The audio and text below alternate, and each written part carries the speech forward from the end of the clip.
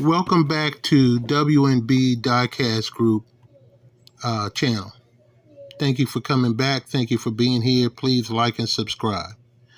Now, pretty much we all know the history of Hot Wheels, and I'm sure there's a lot of young girls and young women know the history of Barbie. Elliot Handler and Ruth Handler. In those days and times, they took risks, they took chances, and it all worked together with their hard work and dedication. They knew what they were doing. Elliot with the Hot Wheels and Ruth with the Barbie doll.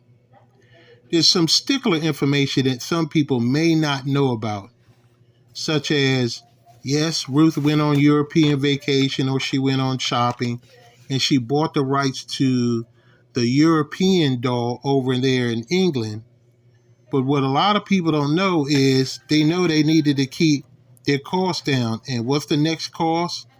Is employees. So Ruth worked out a contract with mold builders or mold makers out in Japan.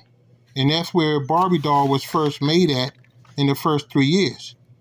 And at that day and time, Japanese did a lot of baseline development, and they were very good at it.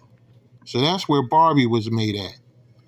Now, yes, Elliot probably wanted to have a hands-on operation, so the first Hot Wheels were probably in El Segundo, but as soon as it got to grow, yeah, it was in Thailand, it was in Vietnam, it was in Hong Kong, and we now know it's in Malaysia. But if you look at the video closely, Ken doesn't have a die-cast car. Steve doesn't have a die-cast car. Chrissy doesn't have a die-cast car.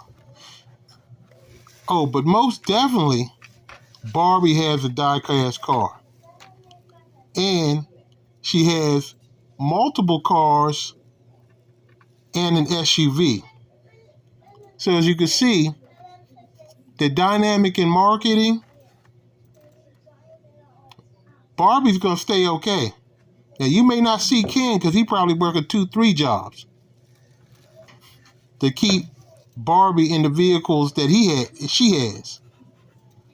That's why Ken needs his own. He needs his own car. He may end up trying to get Mattel to tell Hot Wheels to see if he can get a Toyota Camry, because that's probably the only thing he could probably enjoy and ride around and afford, or maybe one of those Honda Fits.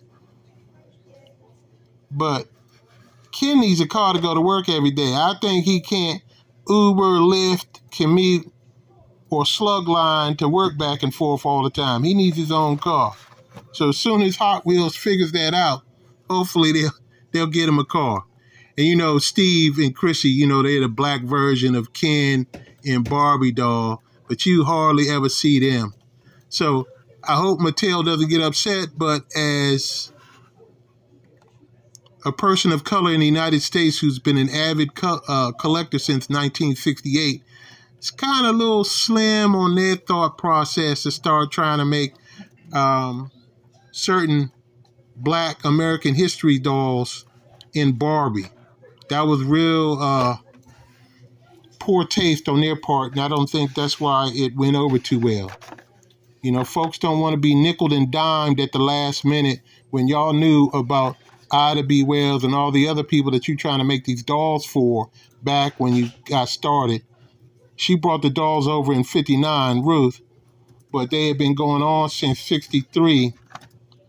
And I know, at least for myself, as a kid growing up with my two older sisters, my mom really didn't appreciate Mattel and Barbie doing what they did, so she got the Diane Carroll doll, which was, you know, basically after the black actress Diane Carroll, and my sisters had those dolls for quite a while.